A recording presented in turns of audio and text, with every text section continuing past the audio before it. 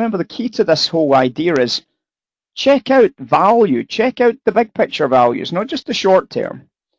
So what was Cliff seeing? Well, I mean, I'm putting words in his mouth, of course, but you get the basic idea that if Cliff was shouting $84.50, it's not just because it's a jolly, and it's not just because there's a free big empty space over here. There's obviously some structure to the $84.50 level, and there was structure. There was a bit of a kind of a measured move, for example, into the $84.50, 85 level as well. But let's think about the background to this.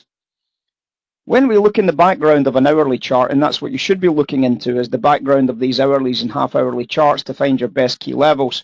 One of the things you're able to recognize is the idea of rejection of something. The rejection of something.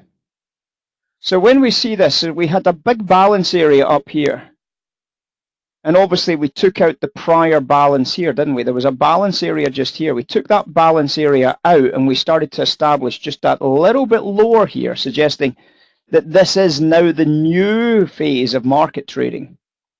Based on that, you can see in the background that there was a very strong rejection of this $86 level here. And obviously that gives you an idea. Well, I should be starting to mark off this area as a point of interest in here.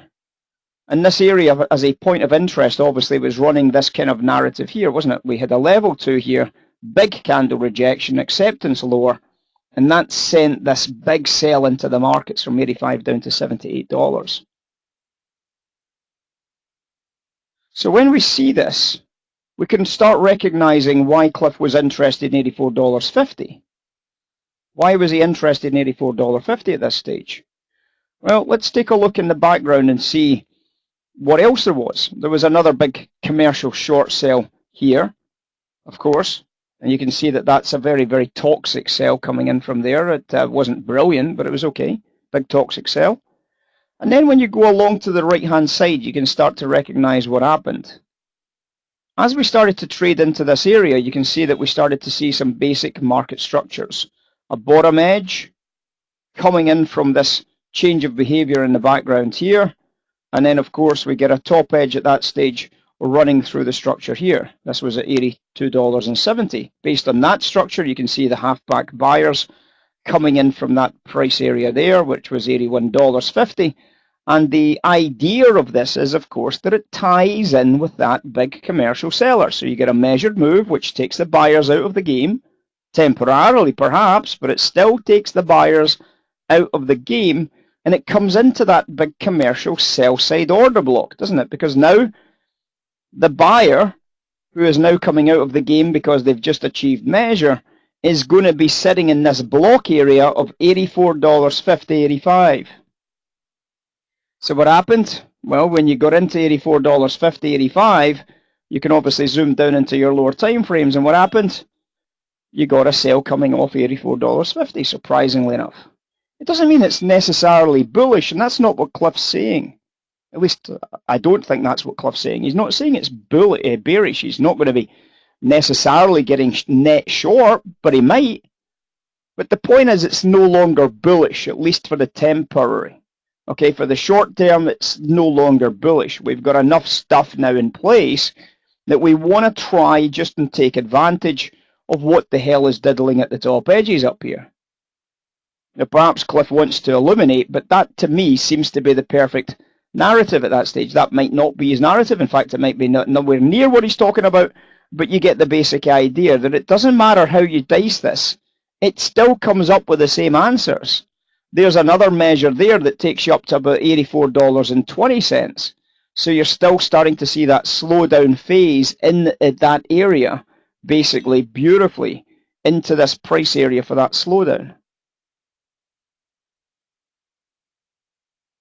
So I was wrong. Sam's saying it was a wave 5. So what we're getting now is an ABC correction. So we like wave 5s, and you can see what happened here. This must have been wave 1. 2 was this correction, 3 was this phase here, and this was 4, and then this was 5. Unfortunately, 1's longer than 3, which kind of screws up with the old Elliott Dude guy type trade, right? So perhaps if we put Elliott, there's an Elliott on this, isn't there? Indicators, Elliott. I'm sure there must be an Elliott count. We'll see if they've got like one of 12 different versions that will force fit it for us. Elliott wave patterns.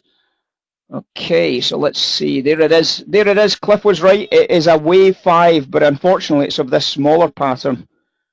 So there's the 5 right there. So Cliff was absolutely 100% correct. It was a wave 5 after all. You know. Well, every wave 5 is a wave 5, isn't it? So, brilliant. But this goes all the way back to this wave 1 here. So there was wave 1 there, and apparently this was a huge wave 3, and then this was the miserable wave 5 that we can see just running back up to the top edges again. Good stuff, Cliff. I like it. Keep up with the Elliott. It's obviously working for you. Maybe you can come in and do a classroom so we can all understand it a little bit better.